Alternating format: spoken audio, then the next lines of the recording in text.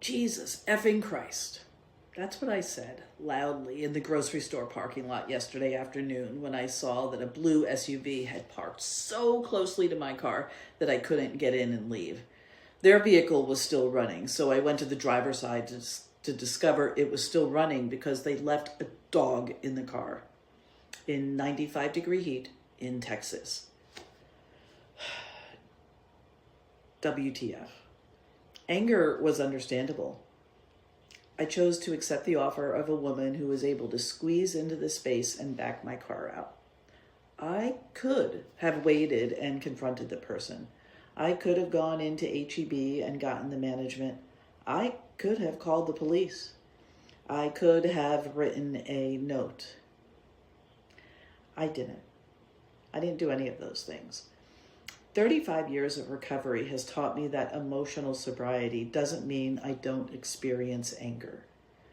It means I try to be careful about what I do with it. Because feelings are visitors. What emotions can become are identities. And I don't want anger renting space in my head and pretending it owns the building.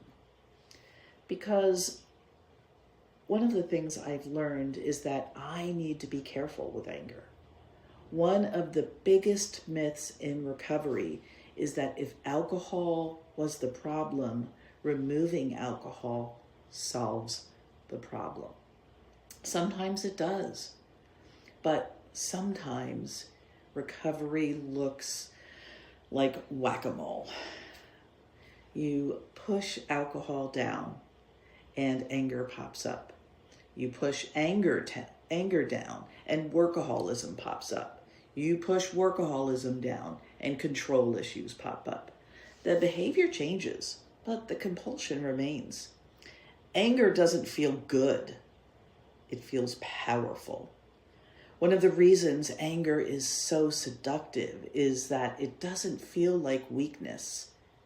Fear feels vulnerable. Sadness feels vulnerable. Grief feels vulnerable. Shame feels vulnerable.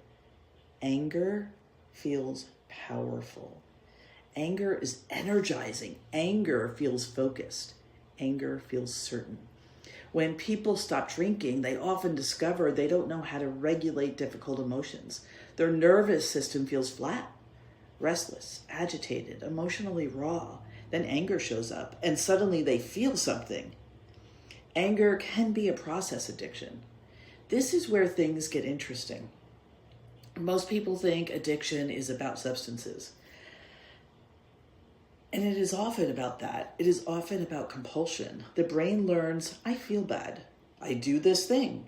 Now I feel different. Alcohol does that. So can gambling. So can some sex-related behavior. So can shopping. So can work. So can anger. Because anger produces its own chemistry. Adrenaline, cortisol, dopamine, a surge of energy, a surge of certainty, a surge of power. For a brief moment, the brain feels organized around a single mission. Something is wrong, something is unfair, something must be fixed. And compared to uncertainty, grief, loneliness, fear, or vulnerability, that can feel incredibly rewarding. Then there's the tolerance problem. Here's the part people rarely discuss. Just like alcohol builds tolerance, anger can build tolerance. The first argument feels intense. The 10th argument feels normal. The brain begins adapting to anger and higher levels of activation.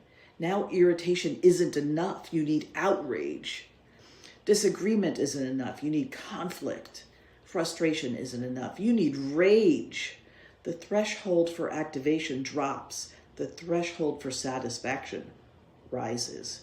And now you're constantly chasing intensity in the same way you once chased alcohol. Let's talk about why anger loves executive stress. Professionals are particularly vulnerable. Why? Because executives are often rewarded for certainty, for being decisive, for being right, for taking action. Anger offers the illusion of all of those things. When you're angry, everything feels clear. There's a villain, there's a problem, there's a solution. The complexity disappears. Unfortunately, clarity and certainty are often side effects of adrenaline, not wisdom. Anger narrows focus, but it doesn't necessarily improve judgment. And there's a hidden cost. Most people think anger hurts relationships, and it does. But the first victim is usually the person carrying it. The body pays, the nervous system pays, the heart pays, sleep pays, recovery pays. Every replay of the argument reactivates the stress response. And here's the thing, your body doesn't care whether you're arguing with someone in real time or replaying the argument in your head while you're driving to work. Resentment is often like leaving 20 browser tabs open. The conversation happened 3 days ago, but your nervous system is still attending the meeting. You're still writing rebuttals, still collecting evidence, still imagining what you should have said, which means anger isn't just happening. It's being rehearsed and rehearsed. Emotions have consequences. Every resentment becomes a small dose of stress chemistry. You don't have to be yelling for anger to be running your life. Sometimes you're simply rehearsing it. Anger itself isn't the problem. Anger is information. Anger can tell us something is unfair, something needs attention, something matters. But resentment is anger that has unpacked its bags and signed a long-term lease. Anger visits, resentment moves in. And when resentment becomes our preferred emotional state, we're no longer just feeling anger. We may be using it. Let's talk about emotional sobriety. Let's talk about the goal isn't to never feel angry. Anger is a normal human emotion. The goal is to stop using anger the way we used alcohol, to stop using it for stimulation, to stop using it for certainty, to stop using it to avoid vulnerability, to stop using it to feel alive. Recovery isn't just learning how to live without alcohol. It's learning how to live without needing intensity, because eventually the work becomes bigger than abstinence. It becomes emotional sobriety.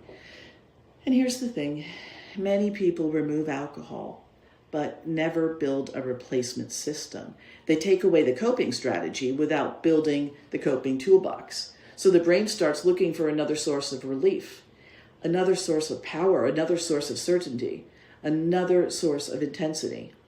Sometimes that's work. Sometimes it's control. Sometimes it's relationships. And sometimes it's anger. If you'd like help understanding how stress, alcohol, and unhealthy coping patterns become connected in the first place, I've put together a free resource called the Executive Stress and Alcohol Use Blueprint.